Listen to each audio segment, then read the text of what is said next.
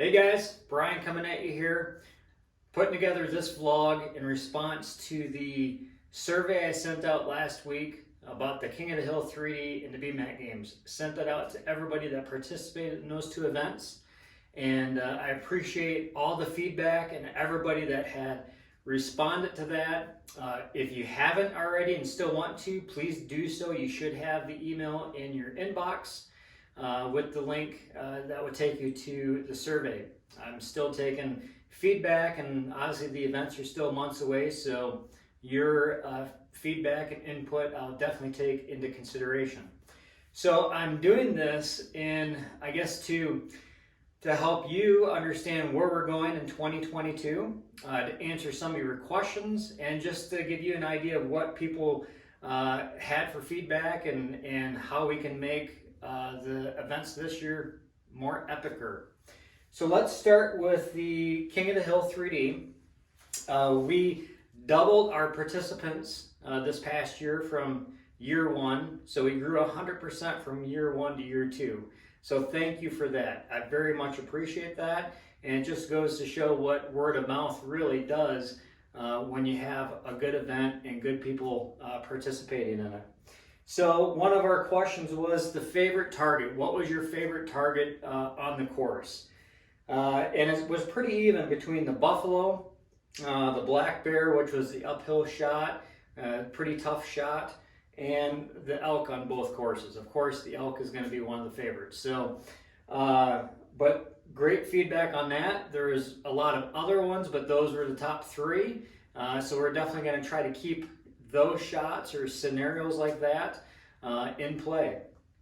One of the more common responses under the section of how can we make it epicer for 2022 was to potentially have a closer shooting stake. So we're going to do that.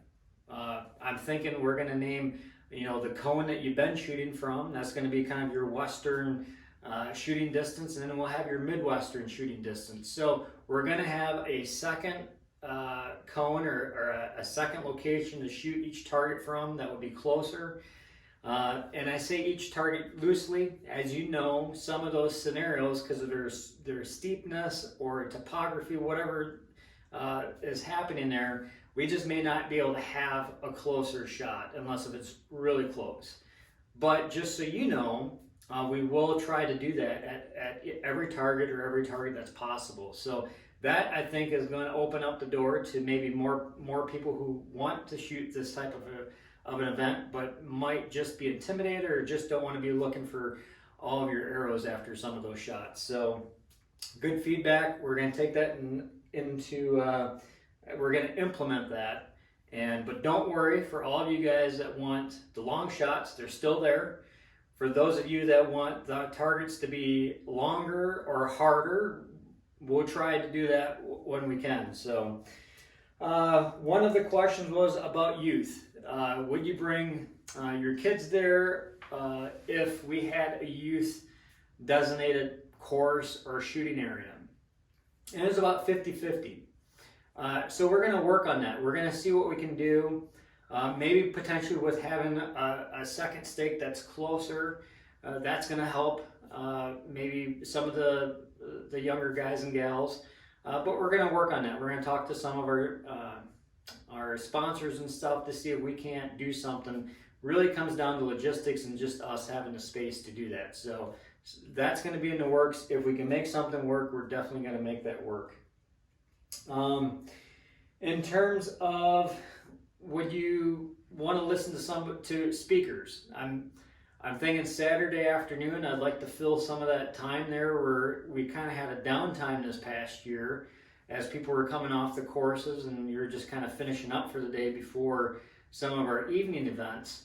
So I'm thinking about having some people come in to do a seminar, whether it be from whitetail hunting to elk hunting to bow care. One of the guys that I have lined up, he has it penciled in his schedule, it just depends on his shop time, is Jeff Johnston with Just Performance Archery in Dodgeville. Been going to him for a long, long time. He has a wealth of knowledge. And right now, he's going to give a seminar on emergency bow care in the field. If you're like me and you go out west and you're always worried about what if you fall and you bump a rest or you bump your sight or something happens to your bow, he's got a lot of quick fixes, a lot of things that you can do in the field with some minor tools that you can carry it along with.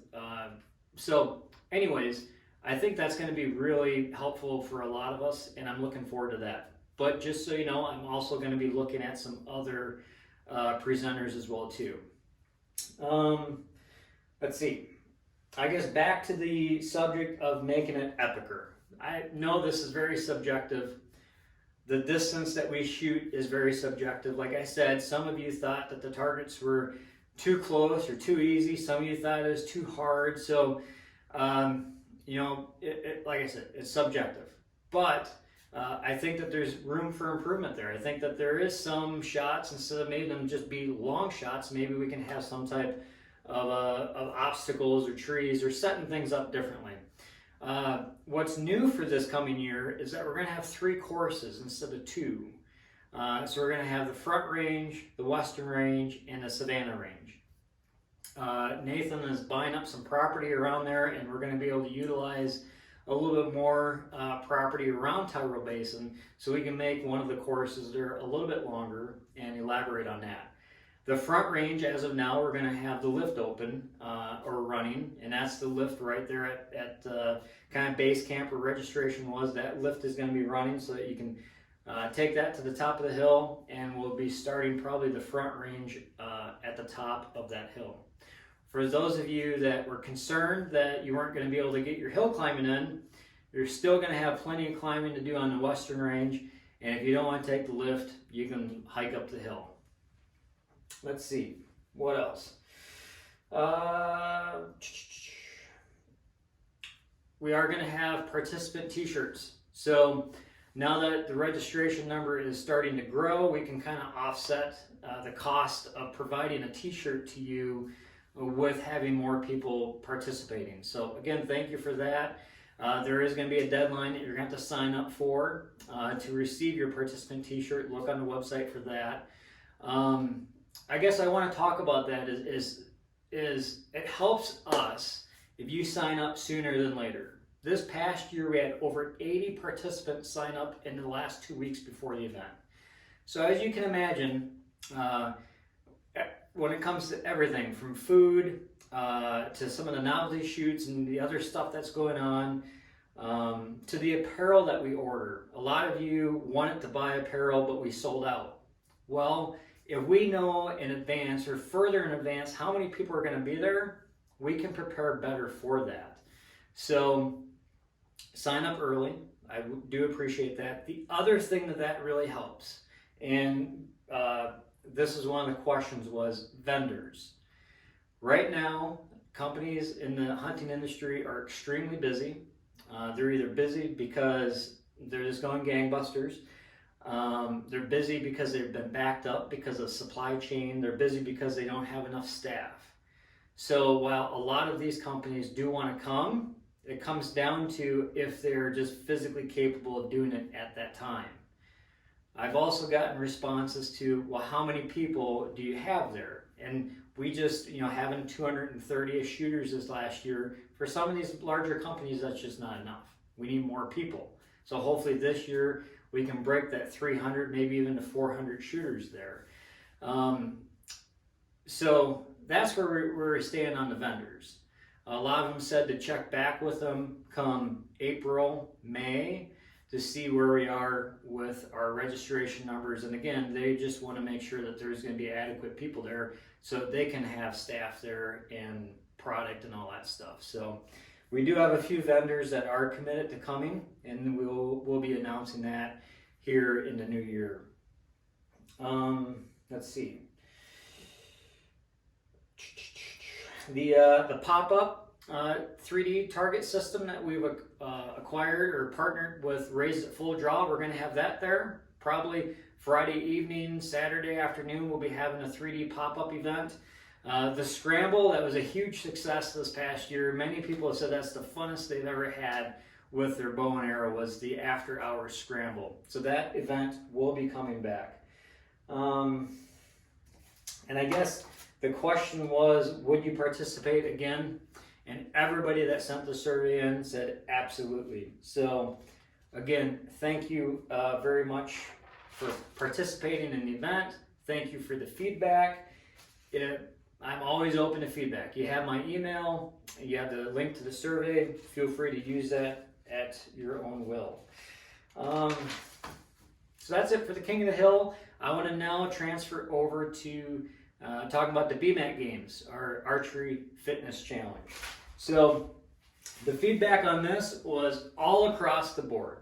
As you can, just like the King of the Hill, the distance on the targets is very subjective. It depends on your experience and what it is that you're trying to accomplish. Same with the BMAC Games. The BMAC Games is designed to be a fitness archery challenge that is to challenge you. This is not a run in the park type of an event. So I appreciate everybody who is honest.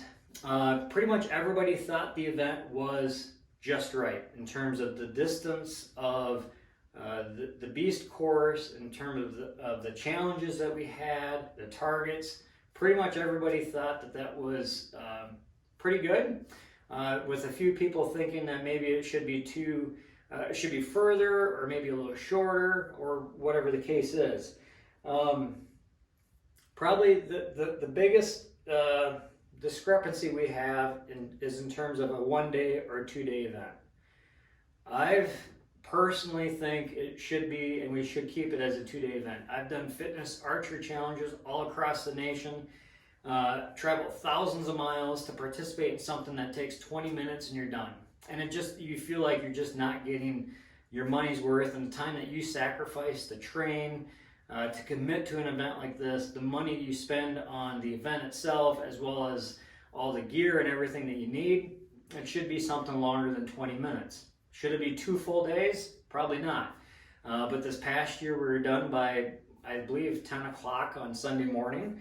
So what makes it hard to fit all this in 1 day is just the logistics of it. I have to thank our volunteers. Our volunteers made this event this year. If we didn't have those volunteers, the event wouldn't have been to the level that it was, and there would have been a longer delay between each stage. So it really comes down to the volunteers that we have. The other thing is that you have to think about it. On Saturday, we have 3 separate events. Each stage is its own event. And it's not just a timed event. They're also scoring events. So the logistics of getting the times in, your arrows scored and all that stuff just takes time. And to fit a 4th stage in there in 1 day just is not probably going to be realistic to do that, unless we change the whole makeup of the event, which I'm not really prepared to do that just yet. But I do agree with what some of you are saying, in that if you didn't have to come back on Sunday morning to do a heavy pack-out stage, maybe if it was the 3D shoot on Sunday morning, there would be more time for the camaraderie and the after party Saturday night. This past year, you were pretty wasted by Saturday night, not from alcohol, from physical exertion, but then you had to come back. You had to rest up and come back Sunday morning for the heavy pack out. So I am considering maybe changing that up, but that means that you have 3 pretty physical stages on Saturday and then the shooting on Sunday. So it's probably going to stay a 2-day event unless something drastically changes. I did have some good feedback in terms of maybe having some of those stages running simultaneously, where one group could be doing one and the other group can be doing the other. The issue is it's a domino effect. Once you start changing something, everything else, it changes. And it comes down to the resources, the amount of volunteers that we have. To have 2 things going on at one time would take double the people, and also the space and keeping things safe there at Tyrol if we're shooting, and just keeping you guys safe so that we're not getting shot by one another. So that's it with the BMAC Games. Just be looking for something similar to this past year. Registration is going to be opening up January 1st. We're going to cap that at 80 participants. We had around 60 this past year, so I think it'll probably be sold out sooner than later. So if you're debating on doing it and have questions, shoot them to me, because I think registration will fill up pretty quick on that. But again, I appreciate your feedback. I appreciate you guys filling out the survey, and just appreciate you guys in general in the community that we have, and look forward to seeing you at the BMAC Games, the King of the Hill, some of the scrambles, our new 3D pop-up tournaments that we're going to be having. We just have a lot going on in 2022. So, and it's all thanks to you guys for participating and showing me that you enjoy these events and want to have more fun archery events. So I hope you guys all have a Merry Christmas and a Happy Holidays, and stay safe, and we'll see you soon.